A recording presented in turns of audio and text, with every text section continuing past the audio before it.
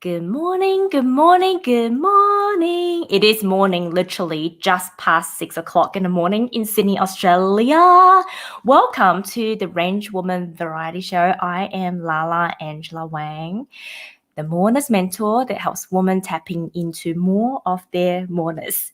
So if you've been following me for the last few days, you would know we have started this, I call limited edition because it is limited time, about soulmate, manifestation, and keeping a good relationship and making it even better. I had this inspired idea when I was talking to my figure 6 sisters one day, and we're like, everybody manifests their soulmate differently. And as a hopeless romantic, I'm like, more people need to know about this. This doesn't just happen in the movies. It is real. And because it is real, someone made it in the movies. So I've decided to invite a few women that I know. I went and sent out a message, and I had so many women responded with their amazing stories, including our special guest today, Savana Lee. She has got a movie story to tell. So without further ado, let me bring Savana up. Hello, Savana. How are you? Good morning. I'm good. How are you? Good morning or good afternoon to you. Thank you. Yes, it's a little bit later for me, but I appreciate that you're up so early to do this. So all this good, is fun. all good. Right. So I did say you had a movie-like story, and I can't wait to share. So go ahead. So we actually didn't find this out until later. So I met my husband. I had just moved back to Colorado not pretty recently, and I was looking for a part-time job. I had a full-time job. I was working in an office, and I had decided to go back to school to be a massage therapist. I was a massage therapist and body worker and energy healer for almost the last 10 years. And then I switched a couple years ago to something else. But at the time I was looking for a job. And so I was hunting for a job, and I was like, okay, I would love to work in a restaurant. I've done that before. Where am I going to look for one? And I worked, there was a restaurant that was right next door to where I lived. And for some reason I was like, that's not the one. I just don't feel the pull there. So I actually drove to like the other side of town where there was a group of restaurants kind of in a row. And the first one I went to was closed. And then I had a choice between two others. And I actually picked the second one because it was more of like a family-friendly one. And I had been a nanny, and I was like, oh, that's a good fit for me. Not even thinking, anything of it. And I walked in and I got hired that day. And the bartender who worked there is my now husband. But as it turns out, when we were 19, we actually worked 2 doors down from each other in a mall. And we must have passed each other every day. We must have seen each other all the time. He worked at Guess, and I worked at another clothing store that was just a couple doors down.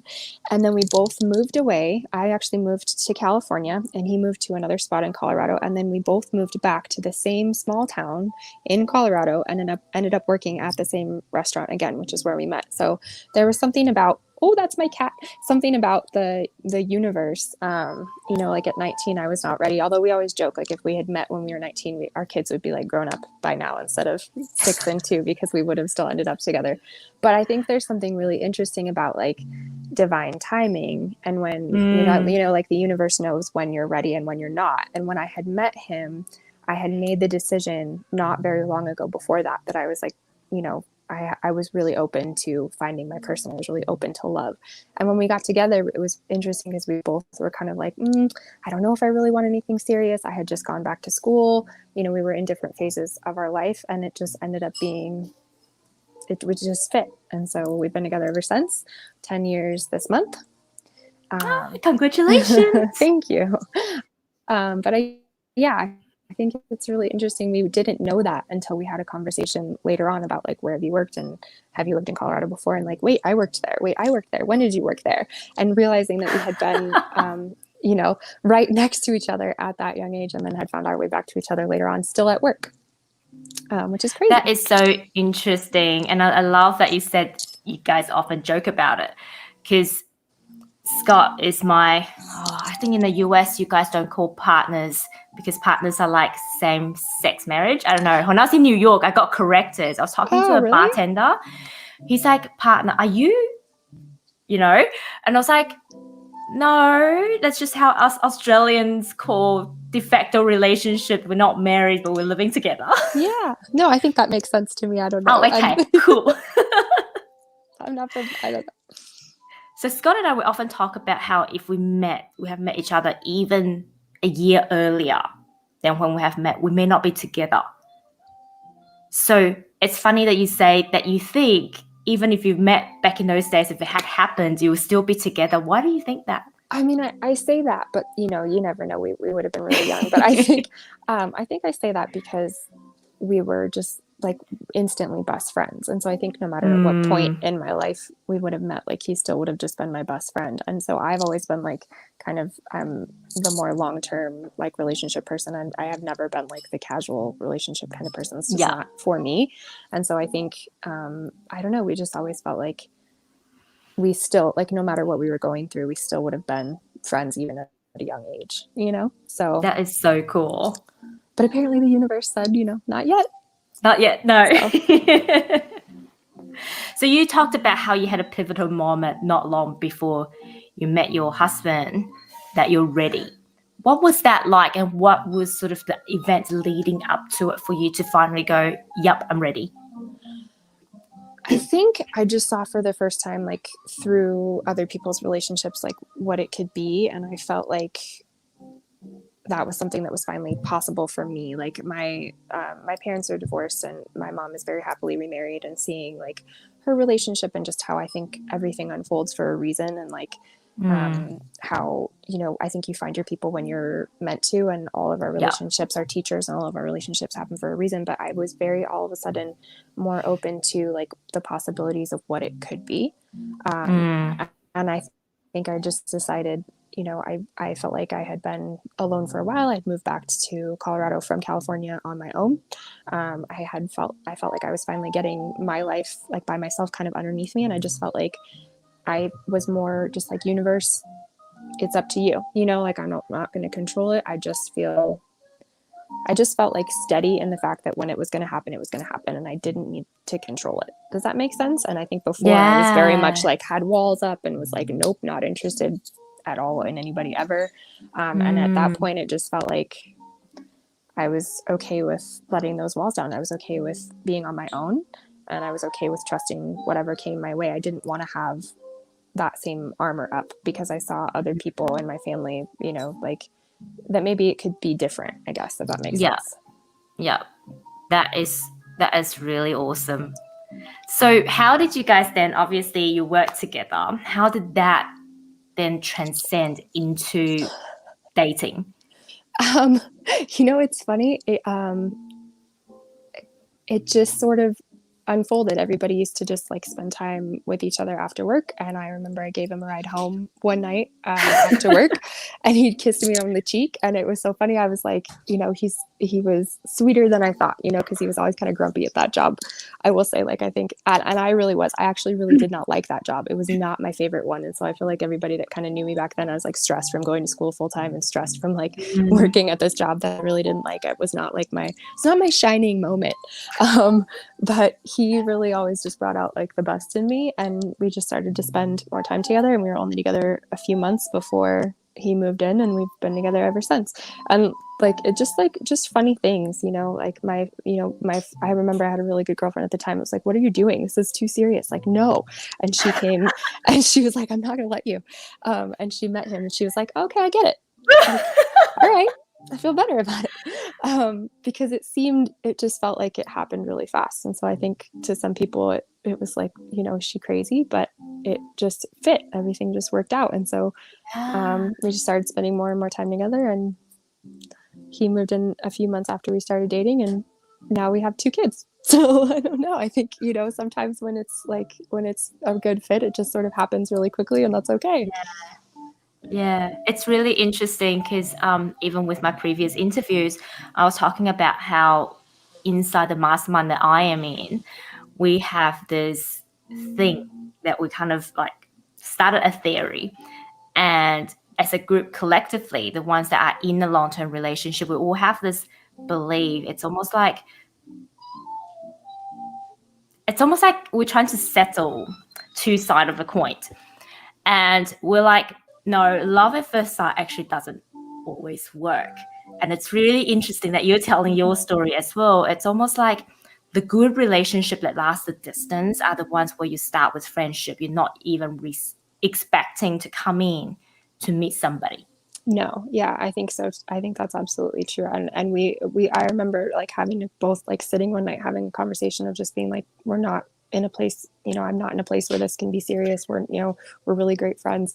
And that just wasn't how it turned out. Like it just actually made more sense. But I think you're right. I think when you have that like stronger base and stronger foundation, it just helps everything, right? Because you're going to face a lot of things in life. And so when you have that base of like knowing your friend has your back, then you can get through anything. Yeah, and that's such a good segment into my next question, because in the form that I ask all the speakers to fill in, I ask the chicken and egg question, right? Do you believe you need to do the work first, or do you, on the other side, meet your soulmate first and then do the work? And I love your answer. You kind of like, no, Yeah, because no. I know he helped me a whole lot. So tell me about your story and how he's helped you to become a better version of you, really. I think it's really interesting when people say that, like, you can only let somebody love you as deeply as you love yourself, or you can't, meet, somebody unless you're really doing the work on yourself. And I will say in my case, that was not true at all. I think there is something to be said for like being open to doing your own work and not relying on somebody to like fix you or to heal everything or to change everything for you. But in my case, there were a lot of things about myself that I was not happy with. There were a lot of ways that I was coping with life that were not really positive. There were a lot of things, a lot of things that I felt like I couldn't really share with somebody about me, or that would make somebody run, or all these things.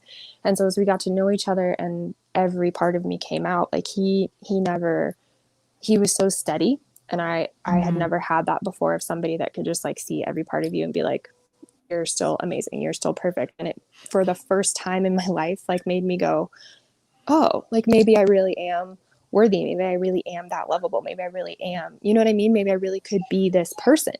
And so I would say like the reason that I have decided to pursue art as my career and have turned that into a business, and the reason why I feel so much more comfortable and confident as a human being, is because that was mirrored to me from him first, right? And so then when you see that in yourself, then it gets easier to. So I really like that question when people say you have, you have to work on yourself first, or you have to be in this place of like really loving yourself before you meet your person. Because what happens if you're in a space where something really challenging has happened and you find out that that person can support all of that with you? Yeah. Like that's a really beautiful foundation to know that when you're not sure, when you're working on yourself, when you have these things about yourself that you would like to change, this person is still going to support you and be steady through all of that and grow with you. And so for me, that was the case. And I feel like I know I would not be the person that I am today without him. That is so good. But how do you just know though? Like, sitting here, I know a lot of people be asking the question, how do you know when you go into a relationship, this person is going to support you? Are there telltale signs when you guys first met, you just knew? Or do you think it's something that you really have to go, you know what, this guy is worth of me at least going in there, experience it, and then find out? I think you do. I think you have to, maybe not all at once, maybe not on like the first date, just like dump it all out there, right? Like, I don't think I'd be advising anybody to do it that way. I don't think I'd be advising anybody to do it that way. But I do think like as you grow and as you get, like having good communication, and then just, you have to be willing to be vulnerable. You have to be willing to show up and be like, this is me. This is all of me. This is the mistakes I've made, and you are going to make mistakes. You are going to have miscommunication. How do you show up the day after that? How do you show up when you have shown a part of yourself that you're not happy with? Like, how do you know what I mean? And it depends a lot on their response. Like, how do they speak to you? Do you feel safe? Do you feel taken care of? Do you feel, supported? Do you feel like you can say anything? And for me, that was not the case. It took me a really long time to feel like I could say everything I needed, but that was on me and my past, right? And so learning to speak and learning to have a voice and learning all those things. But if you have somebody that's always honest with you and always responds to you and always just says, I see you, and gives you space to really be who you are, then I think and the only way you know that is if you show up on your honest self. Because if you are always wearing a mask and you're always hiding, one, you never know if they actually accept you. but you also never give them a chance. You know what I mean? And so you never know. It's like that coin flip, right? It could go either way, but you're never going to know what they think of the real you until you show them. So you have to be brave and go first.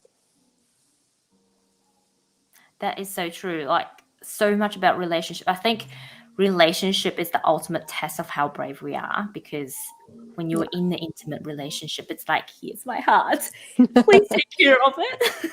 Mm-hmm. But Yeah, at the same absolutely. time, that inner strength is so important. And that's when a lot of people slide into that people pleasing. I was one of them. So I know, just because we desire love, we desire to be loved. But like you said, if you don't show your full self, how do you know that this person is actually going to love you for who you are, and not this mask or the layers of masks Yeah, that you put on?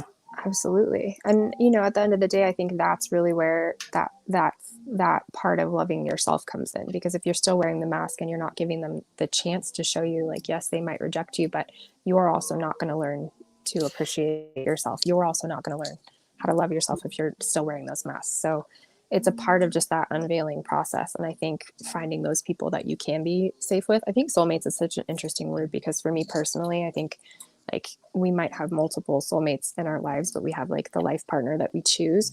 But finding those people that you can take those masks off with and really practice being who you are is really valuable in life. And then you sort of learn, okay, this piece of me is okay. This piece of me really is worth, worthy of being loved, or I can change, or I can, work on. Then you can really work on those pieces that you want to, because you've shown them. And I think shame and hiding pieces of ourselves, you just perpetuate that cycle of not feeling loved, because you're not letting yourself be seen. And you're not letting yourself be loved as well. Yeah, exactly. So how has, I think, because I'm guessing your transition from being a massage therapist to an artist was post you guys were together. Is that correct? Yes. Yeah. So I was finishing school. I was in school when I met him to be a massage therapist. But I have done art forever, and I had taken a break, and he actually had bought me for my birthday an art kit, years and years and years ago. And so I had started doing art again, and I did, like, a project in school. And then I had a hard time with both of my pregnancies, but when I was pregnant with my daughter, who's she's gonna be 3 this summer, which is crazy. It was just time to do something else. And so I've always been a writer as well. And so I ended up working from home doing writing and building back up my art that way. And it was like, I remember, and manifestation is so weird, because this is another one of those things where I like remember standing in the mirror and being like, I love this, but I want to walk in my purpose. Like, what is bigger? What am I supposed to be doing? I'm deciding to walk in my purpose. And I lost that job. I lost the writing job, like, immediately after that. The universe was like, okay, we're going to take that. What are you going to do? And so, Careful what you wish for. yeah, well, yeah, but it's like the Tower card in tarot. Like, sometimes things have to fall away. Like, are you really serious about it? Do you really want to clear the room? And so now I do art, and I teach art and art workshops, and I'm happier, I think, than I've ever been. I'm really doing what I think I've always wanted to do, but just didn't think could be like a career, when you're young. Yes. Yeah. But yeah, no, he supported all of those. And that's another piece. Like, every time, I'm one of those people that has, like, pivoted a lot, and I'm interested in a lot of things, and I love to learn. And he's always been like, okay, go for it. What makes you happy? What do you want to explore? What do you want to do? There's never been, like, a box that I have to fit in. And I think that's another sign for, like, if you're that person that feels like you are multidimensional, you have to find somebody that really doesn't want to put you in a box, and doesn't want to label you, so that you can explore, and always supports what it is that you dream about. And I definitely have that in my friend. So, Speaking about multi-dimensional, do you also create your own tarot cards? I do. So I've created an oracle deck, and it's called the Artist Oracle Deck. Not specifically for artists, but because I believe we are all, like, artists of our lives, and we have the ability to create what's around us. And if you think of your life as a canvas, what colors are you using? How are you designing it? What are you making your life into? And so it's an oracle deck with messages and journal prompts. So you can take the messages and the images deeper, and really explore and build your own intuition. And each of the images on the cards is actually from a hand-painted watercolor drawing that I did. So Yeah. That was another like of those like weird breadcrumb moments. I got a watercolor deck or a watercolor set when my oldest was going to preschool, and just started playing with it and started painting these handmade cards of like messages felt like I needed to see, and just started playing with it. And I started doing readings with the big paper cards on Instagram, and people would show up every week and I would read like with these just like big hand painted pieces of paper and pull cards for people. And so last year I actually was like, okay, what if I could turn this into a deck for other people to have and other people to use? And I hate having decks where you have to like go flip through like the pages to like see what the cards mean. So it's just like the front is the image and then the back is the message and the journal prompt. So it's like immediate and it's right there for you. And so, yeah, it just like turned into a deck, and it's been, I think, one of the most like heartfelt, amazing projects I've ever created. So I just love how throughout your journey, as I listen to it, it's just the word trust just comes up time and time again. It's like every time you get an inspired action, you get an idea, it's just that trust. How do you, I guess, trust in this world where there's no certainty? I think that's such a good question. I think that it's like a muscle. And so I think it gets easier the more you do it and the more things happen where like I said, like I want to walk in my purpose, and then you lose that job, or you say I'm ready for love and like something happens. But the thing that I remember about, like, for example, since we're just talking about soulmates, I remember picking the restaurant that day and it was like a neutral. I didn't go in expecting anything. I just felt like a nudge. That's the one. And so I think sometimes we have this idea that intuition has to be really loud or has to be like the next step that's going to be available to you, that's going to reveal like the right path. It's going to be this giant step. And usually it's not. Usually it's buying the watercolor set at the store that day because that's what you need. And then it turns into something, or it's picking out of 3 buildings, that you're going to get a job, that one, because it just feels like, oh, for me, it was like, oh, I love working with kids, so that's the right one. Everything that you are and everything that you have been through is leading you to the next right step. But often it's going to be a very mellow voice, a very neutral voice. It's not going to be loud like fear. It's going to be calm and centered. And so the more you kind of just get used to playing with, like, how do I feel right now? Am I fearful? That's probably not intuition. Like, how can you get in a quiet space to kind of listen to the next right thing and play with it? That's why I think pulling cards of any kind is such a really cool bridge between your intuition, because your logical mind wants, like, I want an answer and I want I want certainty.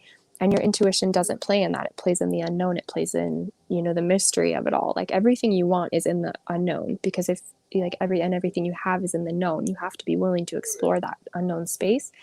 But if you're looking for guidance and you pull a card, it gives your logical brain like a bridge between your heart and your mind. So, oh yes, I do know that. Oh yes, that is the information I needed to see. Oh yes, in fact, my heart does know what I'm supposed to be doing.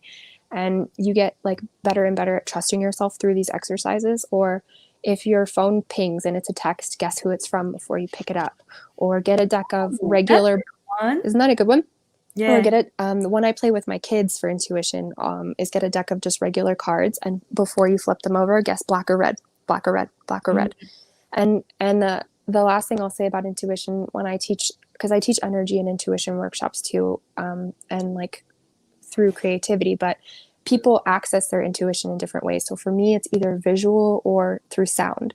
But for some people, your intuition could be smell. The smell leads you, reminds you of a memory and leads you somewhere, or through sight, or through music, or through, like, the way that our senses work are really individual as humans. So there's no one size fits all for how your intuition will speak to you. But I will say that usually it's a calm thing. It's the next small step. It's like, breadcrumbs to the next, to like lead you to what the big piece is. So just trust those small things, and it takes some of the pressure off, because you don't feel like you have to make all the decisions right now. You can really just, what's the next little piece that I feel like I'm being guided to. I love that so much, because so often people would think intuition is almost like this. I describe it as like in a romance movie where just like and everyone fell in love, and this is this obvious moment where you're like, it's pivotal, it's life-changing, and that's the way that I'm going to go. But really, so often it's blink it and you miss it. Mm-hmm. Unless you're grounded in yourself, you're centered, and like you said, you know how your intuition works. Yeah. You're gonna miss it. I think though, even if you miss it, that's okay, because if you miss it, then you weren't ready, right? Like when we worked next door to each other, we weren't ready. Or like you said, if you had met your husband a year before, maybe there was some nudge, like you, or I'm sorry, your partner, you wouldn't be together. So I think the big things, like you're not going to miss what's for you, but I think it gets easier to find it when you Yeah. start practicing intuition and you start playing it. But I don't think you can like count yourself out or miss the No. pieces in life that are meant for you. I just think the more you trust what you can, the more you trust that uncertain, unknown space, the space of intuition, the easier it becomes to like play in that space and see the possibilities and play with like, oh, maybe, you know, I'm going to try that because I feel that nudge. Does that make sense? Yeah, I love that so much. That is so true. It's not, don't beat yourself up if you exit Yeah. it. But I love what you're saying, that it's not going to be like this like fanfare of like confetti. It's usually not. It's usually it's you know, even if it's a movie story, you're still living it as life, you know? So it doesn't feel like a big confetti moment. It just feels like your life, you know? But it all works out perfectly. So speaking about how it all works out perfectly, tell me about how you guys just like, obviously you decided to go into a relationship. What was that moment like when he's like, okay, I think I'm gonna propose to you now? How did that feel? So he proposed on the 4th of July. We were at Oh, a friend's house watching fireworks, and he got a cake. It was raspberry lemon, and it said, "Savana Lee, will you marry me?" on it. And he had a ring of my grandmother's. And he proposed, and we watched the fireworks. And I remember, it's so interesting that you asked that, because the other thing that he has taught me is to redefine marriage for me personally. I loved him and I had no doubt about spending my life with him, but I had doubt about the idea of being married. And we were planning this really big wedding, and I had so much anxiety about it, about having like this giant wedding. And I'm not kidding you, a couple days before we had to put the deposit down, I found out I was pregnant with my son. And so I didn't have to do the giant wedding. And manifesting. Well, and so we ended up getting married. My son was 4 months old at the courthouse, and my son was there, and it was perfect. And my son, when he was a little bit older, he used to say he used to live in the trees before he came to be with us, and he came because I needed him. And he's exactly right. Like he was like the last piece that made me like become the person that I needed to be for my family. Like become like, okay, I'm going to step into how am I going to lead this human being in the world. And now there's 4 of us, and that's like another story. But at the time it happened, it all happened exactly how I wanted it to. I didn't have to have the giant wedding. It was about our family. And I feel like I understand now what it is to be married. I understand what it is to be a partner. I understand what it is to be a life partner. And so I learned that through the living. I learned that through the doing of it. And it doesn't mean it's always easy, but, you know, think about how crazy everything, the world changing from like last year to this year. The study of what I have is that I wouldn't want to do the ups and downs of life with anybody but him. I wouldn't want to do it with anybody but my best friend, you know, because life's going to throw those moments at you. And who's in your, you know, like what do you have? What's your foundation? Yeah. yeah. So That's so good. Oh my God, I just had happy tears coming through when you talked about your son. It's like, it's the cutest thing, but it's deep down, it's like, it's so true. Right. And I'm so happy for you. thank you. And I love how you said it's who you choose to be on your side to walk through that path. Because I'm a big believer that we're all one, we're all whole. Mm-hmm. So we don't actually need another person in our life, or we don't actually need to have our family. But for me, choosing my partner is that I would love to share all the good and the bad and go through this life with you, because it's more fun, because it gives me more joy, because with you, we can create this. I call it 1 + 1 = 3 when it comes to soulmate attraction. You create this complete different divine union that's outside of you. That's almost like when you're in the, 2 individuals start a business is a separate entity. Mm-hmm.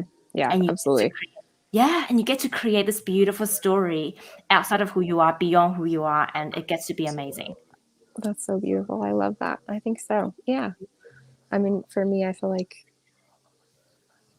I kind of always like family was always the thing that I knew that I wanted. And I'm so glad. I think if that's the thing that you want, or the partner is the thing that you want, or the soulmate is the thing that you want, don't let your fear get in the way of not having it, right? We beat ourselves up when we get this idea of like, I'm not doing it right. What if I don't meet them? What if they don't exist? You know, and we get in that space of like, what if I can't have this? And you absolutely can. You don't have to be perfect. You don't have to be, you know, in this space where you feel like you have everything worked out. You just get to be ready to build that separate life. You get to be ready to build a new adventure with somebody, just like you're saying. That's so beautiful. That's so good. All right, just to finish up, to sum up all this goodness that we have spoken about, what would be your top 3 advice for somebody who's already in a relationship and really desire to take it to the next level?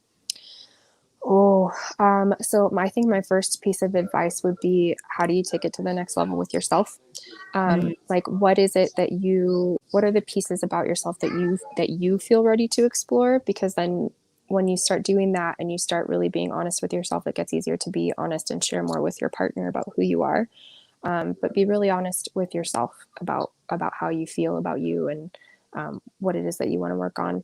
I think the second one is remember your foundation. Like, remember why. Like, it doesn't matter what's happening. Like, I still try to think back to that beginning, and think back to those butterflies, and think back to like infusing that beginning relationship, and that feeling into your, you know, it's because, especially like the stress of last year, or the stress if you have kids, or just life, sometimes that can get in the way and you can forget. But when you can remember your story, and remember where you came from, and remember that feeling, you can come back to each other and share. That is so Sorry, I didn't mean to interrupt you. I was trying to think of we got one more. one more. Yeah. Yeah. And the other one is to just let your person be free. Let your person be free too. You're not always going to grow, you know, together like this. Sometimes one of you is going to be out here learning other stuff. Sometimes one of you is going to be out here. And when your person is off doing their thing and growing a little bit, sometimes, you know, you might have to be the roots, and then you switch, right? And so don't think of growth together as always having to be linear. But if you are sharing with each other what you're learning about in areas that you're growing, and really supporting each other through that, then you don't have to always be interested in the same things or stuck at that same level. You get to have the freedom of your individuality within your relationship, which I think is important. That is amazing. I love it. I love all your golden nuggets. Thank you so much. So, Thank you. the parting words. How does people find you if we want to look into more of your art, or even work with your healing? How do we find you? So I'm Savana Lees, SAVANALEES, on Instagram and TikTok, and Savana Lee on Facebook. I teach one either art or energy workshop a month. March is going to be a super fun 2-day mixed media one. And I do custom art commissions for homes and businesses that have that energy base and background of like, what do you want your space to be? Kind of like you're talking about that separate entity. What do you want to feel? What do you want to emote? What do you want your space to attract?